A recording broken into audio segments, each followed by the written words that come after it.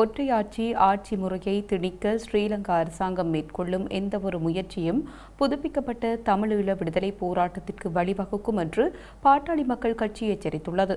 எனவே தமிழர்களுக்கு அர்த்தமுள்ள சுயாட்சியுடன் கூடிய கூட்டாட்சி அமைப்பு உறுதி செய்யப்பட வேண்டும் என்று பாட்டாளி மக்கள் கட்சியின் தலைவர் அன்புமணி ராமதாஸ் வலியுறுத்தியுள்ளார்.